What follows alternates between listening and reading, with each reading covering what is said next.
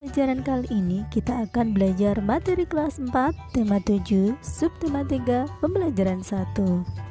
Kalian telah mengetahui keragaman suku bangsa dan budaya di Indonesia.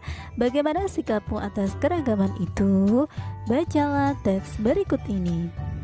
Supaya tetap rukun, mari lakukan sikap ini.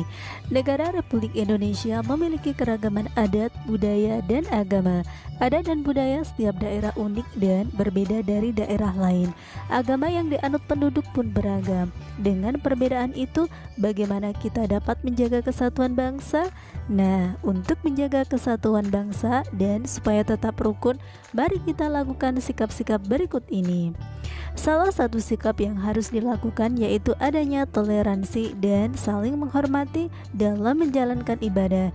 Bagaimana perwujudannya? Salah satu perwujudannya, kita tidak boleh menghina teman yang berbeda agama. Selanjutnya, saat teman kita sedang beribadah, kita tidak boleh mengganggu mereka. Sikap lain yang harus dilakukan yaitu menghargai kebudayaan dari berbagai daerah di Indonesia. Negara kita kaya akan berbagai kebudayaan daerah.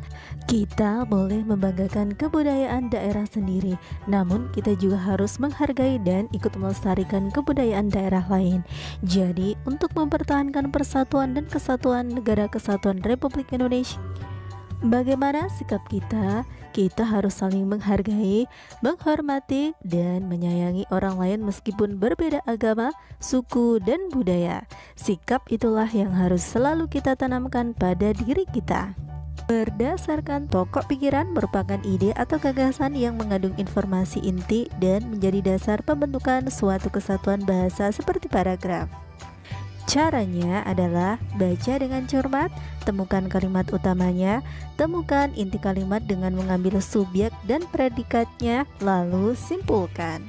Contohnya adalah sebagai berikut. Perhatikan baik-baik ya. Dan benda apa saja yang tidak dapat ditarik oleh magnet? Benda seperti jarum pentul dan peniti dapat ditarik oleh magnet, sedangkan pensil, kerikil, dan daun tidak dapat ditarik oleh magnet. Hal ini membuktikan bahwa magnet mempunyai kemampuan menarik benda-benda yang terbuat dari logam. Sekarang perhatikan dua batang magnet berikut ini. Buah magnet mempunyai dua ujung berlawanan. Ujung magnet biasa disebut kutub.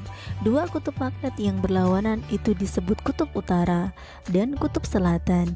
Jika dua buah magnet didekatkan pada kutub yang sama, maka kedua magnet akan tolak-menolak. Sebaliknya, jika dua buah magnet didekatkan pada kutub yang berbeda, kedua magnet tersebut akan tarik-menarik.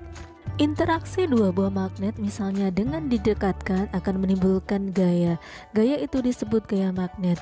Jadi gaya magnet adalah gaya yang dihasilkan ketika dua magnet atau lebih saling berinteraksi. Magnet dapat dimanfaatkan misalnya dalam pembuatan kompas. Kompas adalah alat penunjuk arah utara dan selatan. Pada kompas terpasang sebuah magnet berbentuk jarum. Jika diletakkan mendatar, jarum kompas akan selalu menunjuk arah utara dan selatan. Sekarang perhatikan gambar berikut ini. Uang logam yang dilempar kuat-kuat ke atas akan kembali ke bumi. Bayangkan jika uang logam itu tidak kembali lagi ke bumi dan terus terbang jauh ke angkasa, kamu akan kehilangan uang logam itu. Mengapa uang logam itu jatuh kembali ke bumi?